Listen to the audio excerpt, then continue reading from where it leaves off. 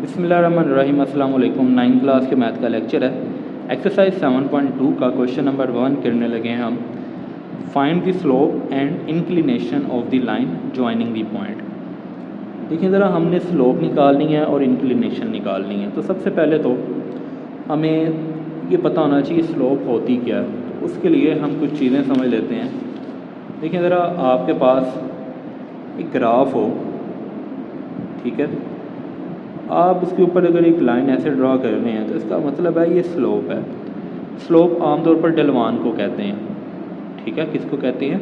ढलवान को, ठीक है। ऐसी चीज़ जो नीचे की तरफ जा रही हो या ऊपर की तरफ जा रही हो, कि स्लोप होती है। अब इसमें 2 पॉइंट्स होते हैं, ठीक है। एक पॉइंट नहीं होता, बल्कि कितने पॉइंट होते हैं? 2 पॉइंट होते हैं।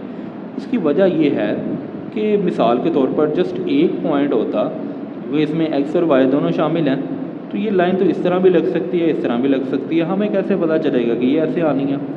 तो स्लोप में हमेशा 2 पॉइंट्स होते हैं। दूसरा हो सकता है यहाँ पे हो। अब यहाँ पे जो पॉइंट है, इसके जो पॉइंट्स होंगे वो भी x1 एक्स और वाई होंगे। इस तरह जो दूसरा पॉइंट है वो भी एक्स और वाई होंगे, तो वो x2 y2 होगी। यानी कि इसमें भी 2 पॉइंट्स हैं x के और 2 ही y के हैं, तो उससे स्लोप बनती है। अब स्लोप का जो फार्मूला है वो हम क्वेश्चन में देखते हैं। देखें ज़रा, क्वेश्चन हमारे पास है पहला, इसका पहला पार्ट है। 2 पॉइंट्स दे देंगे हमें। सबसे पहले तो फार्मूला देख लें, स्लोप को m से शो करते हैं, ठीक है। इसका फार्मूला होता है y2 minus y1 divide by x2 minus x1। तो देखें ज़रा, पहले जो चीज़ आएगी वो ज़ाहिर सी बात है x1 y1 होगी और सेकंड वाली x2 y2 होगी। तो देखें ज़रा, y2 माइनस y1 और नीचे जो डिवाइड में है वो होगा x2 माइनस x1। देखें ना, ये भी माइनस में था तो मैंने ब्रैकेट में लिख दिया इसको।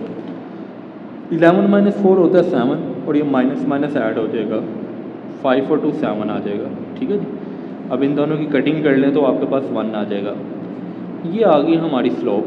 लेकिन हमने इसमें इंक्लिनेशन भी निकालना है। तो इंक्लिनेशन का जो तरीकाकार है वो ये है कि जी m is equal to tan theta is equal to जो स्लोप आई होगी आप वो लिख देंगे, ठीक है। यानी कि m is equal to tan theta, simple ये कह लें। m की जगह पे बस वो जो स्लोप है वो भी m के इक्वल होती है, तो वो हमने लगा लिया 1, ठीक है जी। tan इधर आके इन्वर्स हो जाएगा। अब tan इन्वर्स 1 लेंगे तो वो 45 आएगा। ये लेना कैसे है?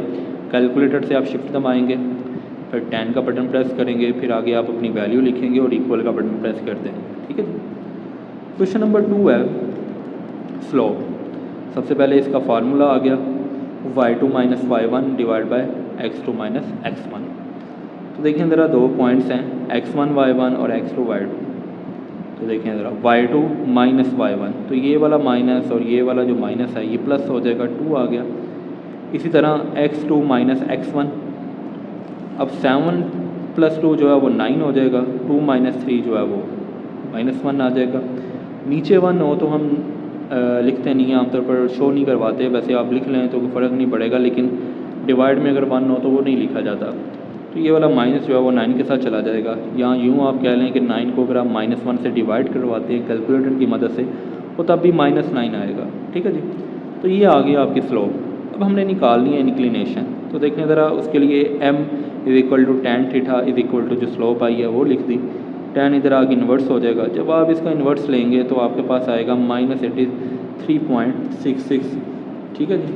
और ये डिग्री में है। अब इसको डिग्री और मिनट में चेंज करने के लिए आप क्या करेंगे? कैलकुलेटर की मदद से आप कर लें। वैसे तो एक तरीकाकार है जो हमने पहले किया था, लेकिन दूसरा तरीका ये होता है कि आपके कैलकुलेटर के अंदर एक बटन होता है मिनट और डिग्री का, उसको आप प्रेस करेंगे तो आपके पास ये डिग्री और मिनट में आंसर आ जाएगा। अब एक चीज़ का ख्याल रखें कि -83 है, ठीक है, ये माइनस में आ रहा है। तो जब भी कोई स्लोप माइनस में आ जाती है तो आप उसको क्या करते हैं? 180 के साथ ऐड कर देते हैं, ठीक है। क्या करेंगे? 180 से ऐड कर देंगे। तो देखिए ज़रा, आप 180 माइनस स्लोप कर लें तो आपके पास 96 डिग्री और 20 मिनट आ जाएंगे, ठीक है जी। उसके बाद है थर्ड वाला पार्ट। इसमें भी x1 y1 x2 y2 है। स्लोप का फार्मूला वैल्यू पुट करेंगे, y2 माइनस y1 इस तरह divide by x2 minus x1।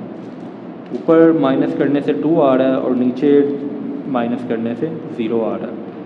अब 2 को 0 से डिवाइड करना है। आप कैलकुलेटर की मदद से इसको डिवाइड करेंगे तो आपके पास आंसर नहीं आएगा, क्योंकि 0 से जब भी कोई वैल्यू डिवाइड होती है तो वो उसका आंसर इनफाइनाइट होता है। तो इसका आंसर इन्फिनिटी आ गया। अब हमने इसकी इंक्लिनेशन लेनी है। Inclination m is equal to tan theta is equal to, आपके पास इन्फिनिटी का साइन आ गया। अब tan इधर आके इन्वर्स होगा। अब ये कैलकुलेटर से आप नहीं निकाल सकते, यानी कि tan इन्फिनिटी का जो इन्वर्स है वो आप नहीं मालूम कर सकते। वैसे भी कोई इन्फिनिटी में कोई ट्रिग्नोमेट्रिक रेशोज आ जाएँ तो आप नहीं मालूम कर सकते। तो एक चीज़ याद रखिएगा कि tan जो इन्फिनिटी आता है ना, इन्फिनिटी वो 90 से बिलोंग करता है tan के अंदर, ठीक है। तो tan 90 आपके पास इन्फिनिटी होता है, तो अगर इन्फिनिटी का उलट लेंगे tan में तो वो आपके पास 90 डिग्री आ जाएगा, ठीक है जी। तो ये हमारा क्वेश्चन नंबर 1 था। उम्मीद है आज का लेक्चर आपको समझ आया होगा। अल्लाह हाफिज़।